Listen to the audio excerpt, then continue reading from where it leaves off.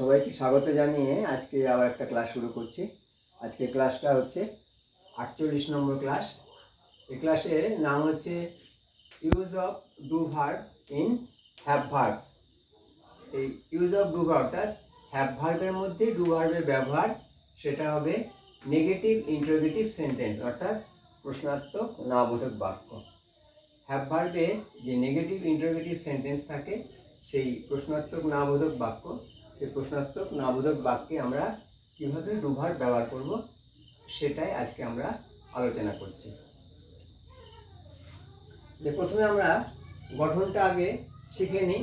গঠনটা তো গঠনে আমরা লিখব হ্যাভ ভার্ব এর কোনো নেগেটিভ ইন্টারোগেটিভ সেন্টেন্স বা প্রশ্নাত্মক না বোধক বাক্যে ডু ভার্বের ব্যবহার করতে হলে, আবার বলছি, হ্যাভ ভার্ব এর কোনো নেগেটিভ ইন্টারোগেটিভ সেন্টেন্স বা প্রশ্নাত্মক না বোধক বাক্যে ডু ভার্বের ব্যবহার করতে হলে এটা লিখে রাখতে হবে। এটা লিখে রাখলে যখন তখন এটা আবার দেখা সুবিধা হবে। এই ব্যবহার করতে হলে কী করতে হবে সেই নিয়মগুলো এবারে আমরা লিখছি আলোচনা করার মাধ্যমে। তো রোমান ওয়ানে আমরা লিখছি, প্রথমে সাবজেক্ট ও টেন্স অনুসারে ডু ভার্বের রূপটি বসাতে হবে। ডু ভার্বের যে রূপ হবে সাবজেক্ট টেন্স অনুসারে সেটা বসাবো। 2 নম্বরে রোমান 2তে আসছে, এরপর নট বসাতে হবে। অর্থাৎ ডু ভার্বের রূপটি বসানোর পরে 2 নম্বর নিয়ম অনুযায়ী আমরা নট বসাবো। তবে যদি সাবজেক্টটি প্রোনাউন হয় তবে নট সাবজেক্টের পরে বলবে।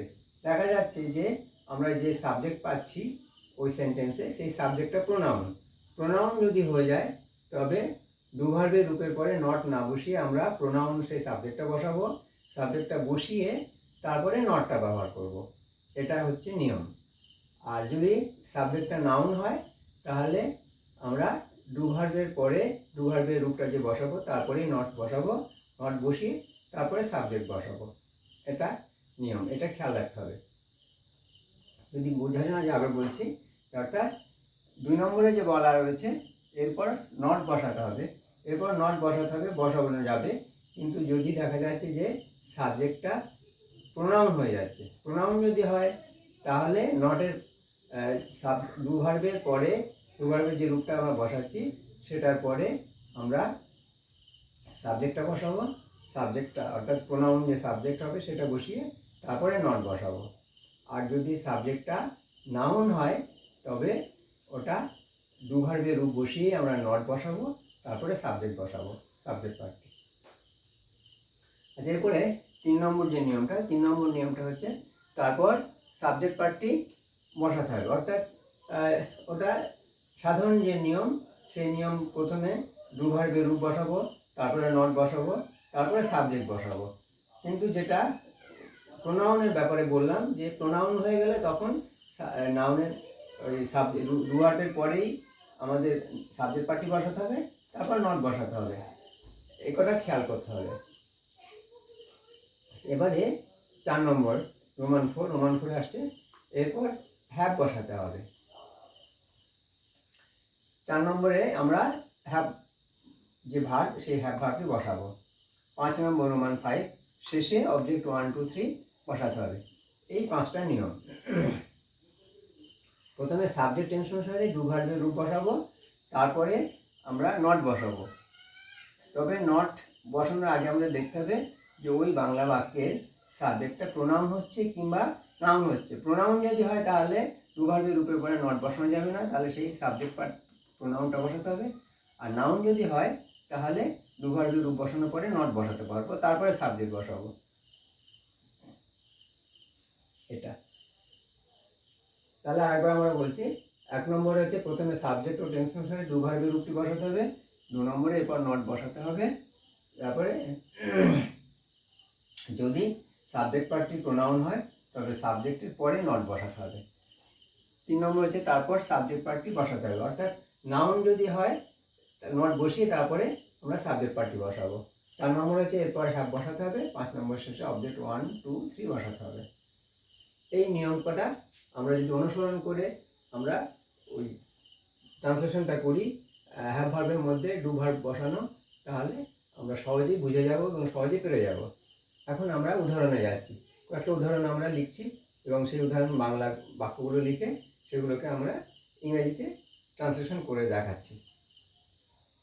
প্রথম উদাহরণটা 1 নম্বর উদাহরণ, আমরা বাংলাটা লিখছি। বাংলাটা হচ্ছে তাহাদের কি কোনো আশ্রয় নেই। নেই বলতে আছে না, এই আর কি। তাহাদের আমরা ভেঙে পাচ্ছি সাবজেক্ট 6, কি ইন্টারোগেটিভ শব্দ, কোনো আশ্রয়, এটা একটা জিনিস বলেছে তাই অবজেক্ট 1, আর নেই বলতে আছে না তাই হ্যাভ ভার্বের প্রেজেন্ট টেন্সের নেগেটিভ ফর্ম। তো এটাকে আমরা ট্রান্সলেশনে যদি যাই তাহলে প্রথমে 1 নম্বর নিয়ম হচ্ছে সাবজেক্ট ও টেন্স হচ্ছে ডু ভার্বের রূপে বসাবো। এটা টেন্স হচ্ছে হ্যাভ ভার্বের প্রেজেন্ট টেন্স, যেটা এবং হ্যাজার, আর এটা সাবজেক্ট হচ্ছে S6 তাহাদের। সেই অনুযায়ী এটা আমরা প্রথমে ডু ভার্বের রূপ ডু বসাতে পারবো, তাই আমরা ডু বসালাম। আচ্ছা, তাহারা, তাহারা যেহেতু প্রোনাউন তাই ডু এর পরে নট বসাতে পারলাম না, তাই প্রোনাউন তাহাদের এটা যে সাবজেক্ট পার্টটা বসিয়ে নিলাম। এরপরে আমরা সাবজেক্টের পরে নেগেটিভে নটটা বসালাম, তাহলে ডু দে নট এটা পেলাম। এরপরে আসবে 4 নম্বর নিয়মে, এরপর হ্যাভ বসাতে হবে, তাহলে আমরা হ্যাভ বসালাম। এবারে শেষে 5 নম্বর নিয়ম, শেষে অবজেক্ট 1 2 3 বসাতে হবে। এখানে অবজেক্ট 1 হচ্ছে কোনো আশ্রয়, এনি শেল্টার, SHELTER শেল্টার। তাহলে তাদের কি কোনো আশ্রয় নেই, এটা ইংরেজি করে আমরা বসাতে পারছি do they not have any shelter. Do they not have any shelter.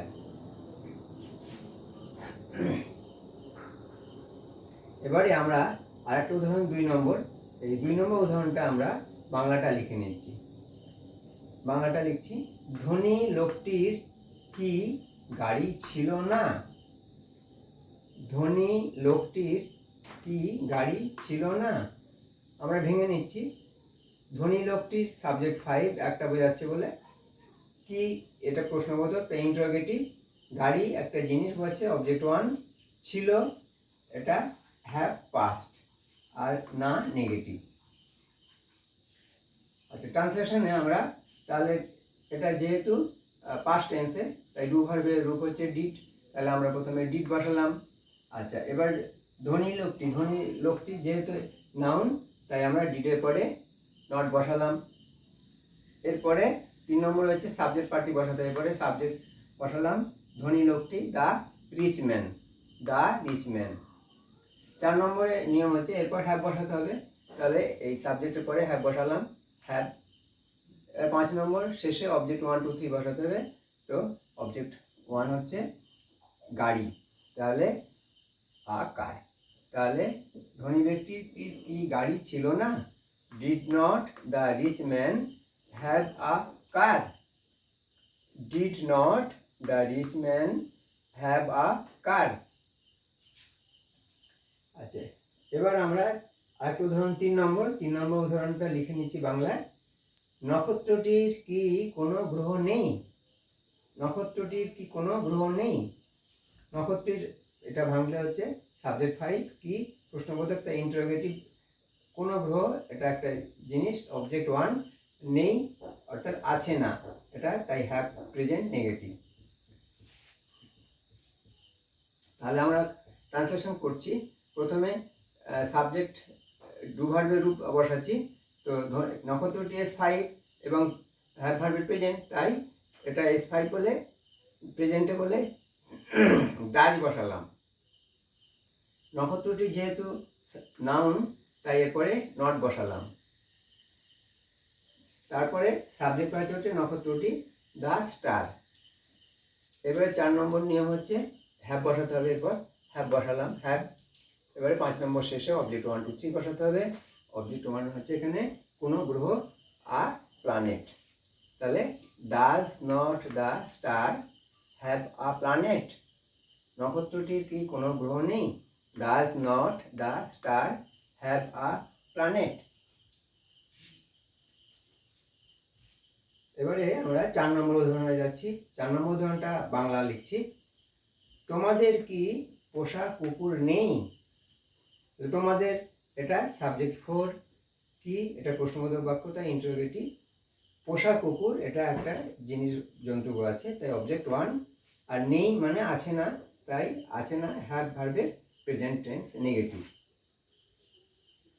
তো এটা প্রেজেন্ট টেন্সের জন্য ডু ভার্বের রূপ ডু বসলো। তারপরে এটা ইউটা যেহেতু তোমাদের এটা প্রোনাউন, তাই এখানে নট না বসিয়ে আমরা সাবজেক্ট পার্ট ইউ বসিয়ে নিলাম। তারপরে আমরা নট বসালাম। এবারে 4 নম্বর নিয়ম অনুযায়ী হ্যাভ বসাতে হবে, হ্যাভ বসালাম। 5 নম্বর শেষে অবজেক্ট 1 2 3 বসাতে হবে। এখানে অবজেক্ট 1 হচ্ছে পোষা কুকুর, আ পেট ডগ। তাহলে তোমাদের কি পোষা কুকুর নেই? Do you not have a pet dog? Do you not have a pet dog? আচ্ছা, এবারে আমরা 4 নম্বর উদাহরণ একটা করছি। 4 নম্বর উদাহরণে বাংলাটা লিখে নিচ্ছি। গাভীটির কি কোনো বাছুর ছিল না? গাভীটির কি কোনো বাছুর ছিল না? গাভীটির আমরা পাচ্ছি সাবজেক্ট 5 কি, ইন্টারোগেটিভ। কোনো বাছুর এটা অবজেক্ট 1, ছিল হ্যাভ ভার্বের পাস্ট টেন্স, আর না নেগেটিভ। তাহলে যেটা যেহেতু হ্যাভ ভার্বের পাস্ট টেন্স, তাই আমরা ডু ভার্বের পাস্ট টেন্সের রূপ ডিড বসালাম প্রথমে। এটা গাভী যেহেতু নাউন, তাই ডিডের পরে আমরা নট বসালাম। এবারে নটের 3 নম্বর নিয়ম অনুযায়ী নটের পরে সাবজেক্ট পার্টটা দি কাউ, গাভী দি কাউ বসালাম। 4 নম্বর নিয়ম অনুযায়ী এরপর হ্যাভ বসাতে হবে, হ্যাভ বসালাম।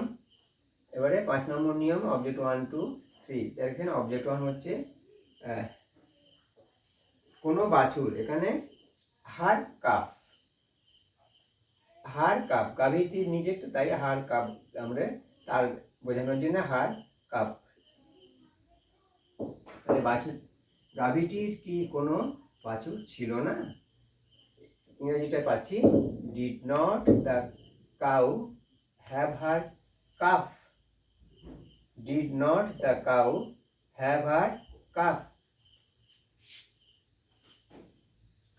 এবারে আমরা আরেকটা উদাহরণ 6 নম্বর করছি। 6 নম্বর উদাহরণটা বাংলা লিখে নিচ্ছি। বাংলাটা লিখছি। সিংহটির কি বনে কোনো গুহা ছিল না? সিংহটির কি বনে কোনো গুহা ছিল না?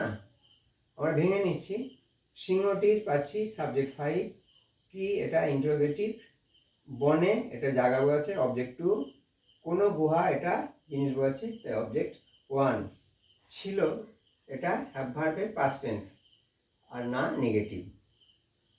তাহলে আমরা ট্রান্সলেশন করলে প্রথমে পাচ্ছি এটা যেহেতু পাস্ট টেন্স, তাই ডু ভার্বের পাস্ট ফর্ম ডিড, ডিড বসালাম। এবারে সাবজেক্টটা সিংহ, সিংহ হচ্ছে নাউন, তাই ডিডের পরে নট বসালাম। নটের পরে এবারে 3 নম্বর নিয়ম অনুসারে সাবজেক্ট পার্ট বসাতে হবে, সাবজেক্ট পার্ট দা লায়ন, লায়ন লিখলাম। তারপরে 4 নম্বর নিয়মে হচ্ছে হ্যাভ ভার্বটি বসাতে হবে, অর্থাৎ হ্যাভ বসালাম। তারপরে 5 নম্বর হচ্ছে অবজেক্ট 1 2 3। অবজেক্ট 1 এখানে কোনো গুহা, তাহলে কোনো গুহা, আ কেভ, আ কেভ CAV কেভ। তারপরে বনে 2 নম্বর, অর্থাৎ অবজেক্ট 2 হচ্ছে বনে, বনে অর্থাৎ বনের মধ্যে, তাই ইন দ্য ফরেস্ট। সিংহটির কি বনে কোনো গুহা ছিল না? আমরা ইংরেজি লিখে পেলাম did not the lion have a cave in the forest? Did not the lion have a cave in the forest. আমরা এই কটা উদাহরণ এখানে লিখতে পারলাম। তো আবার বলছি, সবাই নিজে নিজে এরকম বাংলা বাক্য বানিয়ে এই হ্যাভ ভার্বের মধ্যে ডু ভার্বের নেগেটিভ ইন্টারোগেটিভ সেন্টেন্সগুলো গঠন করবে, এবং এটা দেখতে যথেষ্ট উন্নততর হবে। তো সবাইকে বলছি, এগুলো কিন্তু খাতায় প্রত্যেকটা নিয়ম পরপর লিখে রাখতে হবে, এবং সেগুলো মাঝে মাঝেই দেখে প্র্যাকটিস করতে হবে। মুখস্থ করে রাখলে চলবে না, অর্থাৎ বাংলা বাক্যগুলো যখন লিখবে তখন নিজেরা সেই বাংলা বাক্যগুলো এইভাবে ট্রান্সলেশন করার সময় ওই নিয়মটা সামনে রাখবে, নিয়মটা দেখে দেখে 1 2 3 4 এইভাবে নিয়মটা প্রত্যেকটা বার পড়বে এবং সেই অনুযায়ী বসাবে। নিয়মগুলো দেখে দেখে লিখলে, অভ্যাস করলে পরবর্তীকালে আস্তে আস্তে এই নিয়মগুলো নিজের মনে থাকবে। আর এমনি শুধু মুখস্থ করে রাখলে মনে থাকে না সাধারণত কোনো কিছু। প্র্যাকটিসটা করতে হবে। প্র্যাকটিস করলে পরপর যদি প্র্যাকটিস করো, নিজের ইংরেজি লেখা, যে কোনো লেখা নিজে খুব সহজেই পেরে যাবে। তো সবাইকে ধন্যবাদ জানিয়ে আজকে এখানে শেষ করলাম ক্লাসটা।